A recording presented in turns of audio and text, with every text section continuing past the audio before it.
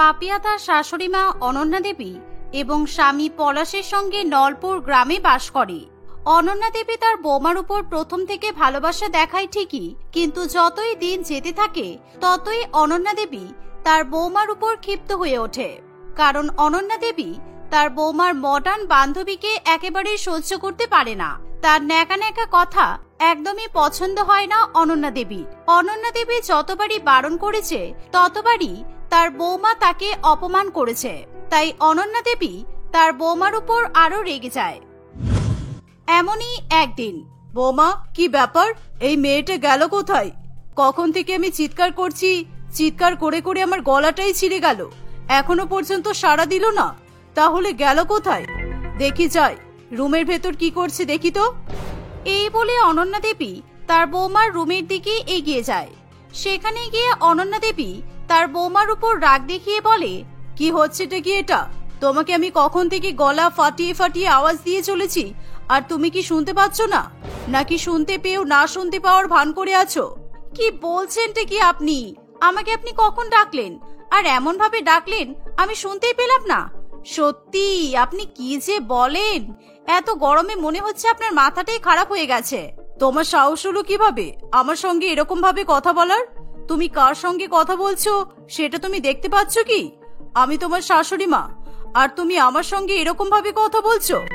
এই পাড়া প্রতিবেশী সবাই শুনতে পেয়ে গেল আমি তোমাকে কতবার ডেকেছি, আর শুধুমাত্র তুমিই শুনতে পেলে না? আমি জানি তো তুমি নিশ্চয়ই তোমার ওই ন্যাকা বান্ধবীর সঙ্গে কথা বলছিলে, তাই তো? আর আমার আসার শব্দ শুনেই তুমি ফোনটা রেখে দিলে। আপনি কিন্তু এগুলো একদমই ঠিক বলছেন না। হ্যাঁ, আমি আমার বান্ধবীর সঙ্গে কথা বলছিলাম, কিন্তু আপনি আমার বান্ধবীকে একদমই ন্যাকা বান্ধবী বলবেন না। আমার বান্ধবী খুবই ভালো, আর ও আমার ছোটবেলার বান্ধবী। ওর নামে আমি একটাও উল্টোপাল্টা কথা শুনতে চাই না। আচ্ছা আচ্ছা, ঠিক আছে। শোনো বৌমা, আমি তোমাকে অনেকবার বারণ করেছি, আর আজও বারণ করছি। তোমার তো বিয়ে হয়ে গেছে, এবার অন্তত একটু বন্ধু বান্ধবদের সঙ্গে কম কথাবার্তা বলো। আমি তোমাকে কথা বলতে বারণ করছি না, কিন্তু দেখো, বাড়ির কাজকর্ম মিটিয়ে তারপর কথা বলো, তখন আমি তোমাকে কিছু বলবো না। আর হ্যাঁ, তুমি যে তোমার মডার্ন বন্ধুর সঙ্গে হুটহাট করে এখানে ওখানে চলে যাও, এগুলো কিন্তু আমার খুবই বিরক্ত লাগে। মা দেখুন, আমিও আপনাকে একটা কথা বলে দিচ্ছি, আপনার এই কথাটা আমি শুনতে পারবো না। আপনার সব কথাই তুমি শুনে চলি, কিন্তু এই কথাটা আমি মেনে চলতে পারবো না, কারণ ওটা আমার ছোটবেলার বন্ধু, আর আমি ওকে খুবই ভালোবাসি। পাপিয়া তার শাশুড়ি মায়ের সঙ্গে যখন এসব কথা বলছিল, তখনই সেখানে পাপিয়ার মডার্ন বন্ধু ঈশা চলে আসে। হ্যালো পাপিয়া। হ্যালো আন্টি, কেমন আছেন আপনারা সবাই? ব্যাস, চলে এলো আমার বৌমার ন্যাকা বান্ধবী। আচ্ছা ঈশা, তুমি কি একটু ভালো ভদ্র জামা কাপড় পরতে পারো না? নাকি ভদ্র জামা কাপড় তোমার চোখে পড়ে না? দোকানে তো অনেক জামা কাপড় বিক্রি হয়, তার মধ্যে তোমার এগুলোই চোখে পড়ে? আন্টি, আপনি কি বলছেন? এগুলো তো মডার্ন ড্রেস, আর এরকম জামা কাপড় তো এখন সব মেয়েরাই পরে। আমাদের মতো মেয়েরা এখন এসব পরতেই পছন্দ করে। আপনি এগুলোকে কি বলছেন? অসভ্য, অভদ্র। আন্টি, আপনি তো আগের যুগের ওল্ড মডেল, কিন্তু আমরা তো আর আপনাদের মতো শাড়ি পরে ঘুরতে পারি না, তাই না? আমরা এসব ছোট ছোট জামা কাপড় পরি, আর তাছাড়া চুড়িদার বা অন্য কোনো বড় ড্রেস আমার কাছে তো এমনিতেও নেই। তুমি যদি না কেনো তাহলে থাকবে কিভাবে? আমার বৌমা এখন শাড়ি পরছে, তুমি তো ওর দেখা দেখি একটু সুন্দর করে শাড়ি পরতে পারো। আর আমাদের বাড়িতে আসছো যখন, এত সেজে গুজে আসছো ঠিকই, কিন্তু যদি জামা কাপড়টা একটু ভালো করে পরে আসতে পারতে তাহলে দেখতে ভালো লাগতো। এইসব ছোট ছোট জামা কাপড়, জিন্স প্যান্ট, টপ, এগুলো পরলে কিন্তু একদমই ভালো দেখায় না। এভাবেই অনন্যা দেবী ঈশাকে সরাসরি অপমান করে এবং সেখান থেকে চলে যায়। ঈশার রাগ হয় ঠিকই, কিন্তু সে অনন্যা দেবীকে কিছু বলে না। কিছুক্ষণ পর ঈশা পাপিয়াকে বলে, এই পাপিয়া, তোর শাশুড়ি মা এত মূর্খ কেন বলতো? আমি তো আমার জামাগুলো ফ্যাশন ডিজাইনারদের কাছ থেকে বানিয়েছি, আর এগুলো কি খারাপ জামা বলতো? সত্যি মূর্খ মানুষ কোথাকার। ঈশা, তুই রাগ করিস না। তুই তো জানিস আমার শাশুড়ি মা ওল্ড মডেল, উনি তো সব কিছুই জানেন না, তাই জন্য এসব পছন্দও করে না। আর তাই দেখ না, বিয়ের পর আমাকেও এরকম শাড়ি পরে ঘুরতে হচ্ছে। একেবারে গাইয়া হয়ে গেছি আমি। আমার বিয়ে না হলে আমিও দেখিয়ে দিতাম। এভাবে পাপিয়া তার বান্ধবীর সামনে নিজের শাশুড়ি মায়ের নামে নিন্দা করতে থাকে। দেখতে দেখতে দুপুর হয়ে আসে। দুপুরবেলা অনন্যা দেবী তার বৌমার কাছে এসে বলে, কি হলো? দুই বান্ধবী এখনো বসে বসে গল্প হচ্ছে, খাবার খাওয়ার সময় হয়ে গেল। তোমরা খাবে তো? তাহলে চলো, টেবিলে চলো। এত গরমে রান্না করা অসম্ভব হয়ে পড়ছে। আর তুমিও তো সেই কখন রুমের ভেতর ঢুকেছো, রুম থেকে বাইরে বেরোচ্ছ না। আচ্ছা, তুমি কি আজকে কোনো রান্না বান্না করবে না ঠিক করে নিয়েছো? আপনি আমার উপর খুবই হিংসা করেন বলুন মা।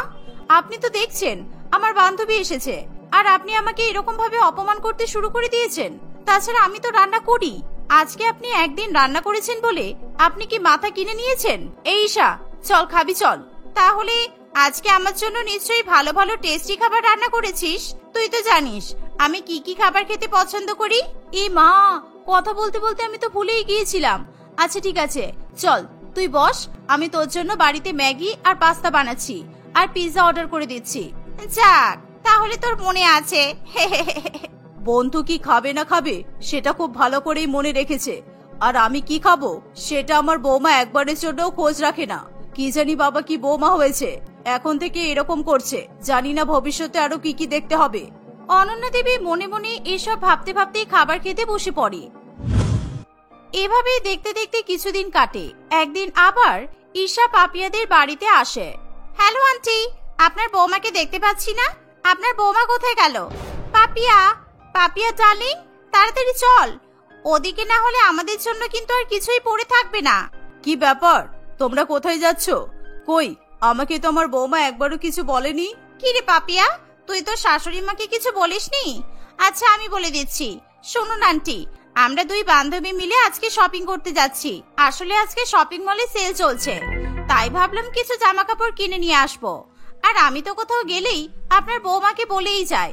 আমি জানি আমি কোথাও গেলে পাপিয়া নিশ্চয়ই আমার সঙ্গে যাবে। কি রে পাপিয়া, চল, আমাদের তো দেরি হয়ে যাচ্ছে, কাম অন। এই বলে ঈশা পাপিয়াকে নিয়ে সেখান থেকে চলে যায়। পাপিয়াও খুবই খুশি মনে তার মডার্ন বান্ধবীর সঙ্গে শপিং করতে বেরিয়ে পড়ে। এই দেখে অনন্যা দেবী মনে মনে ভাবে, এই মেয়েটা না আমার বৌমাটার মাথাটা একেবারে খারাপ করে দিচ্ছে। আমি জানি বন্ধু থাকা ভালো, কিন্তু তাই বলে এরকম বন্ধু নয়। সব সময় এখানে চল ওখানে চল এই করে করে আমার বৌমার মাথাটাই খারাপ করে দিচ্ছে। না, আমাকে কিছু একটা করতে হবে, না হলে এরপর জানি না আরো কত কিছু দেখতে হবে। আর দিনকাল তো খুবই খারাপ। আমার বৌমা যদি এরকম একটা মেয়ের সঙ্গে ঘোরাফেরা করে তাহলে লোকেও তো অনেক খারাপ কথা বলবে।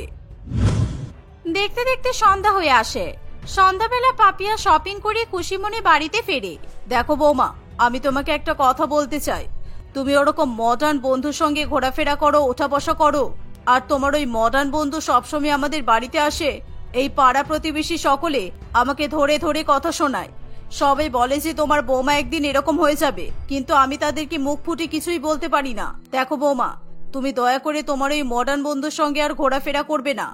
হ্যাঁ, কথা বলো, ঠিক আছে, কথা বলবে, ফোনে কথা বলবে, কিন্তু যখন তখন বন্ধুর সঙ্গে এখানে ওখানে যাবে না।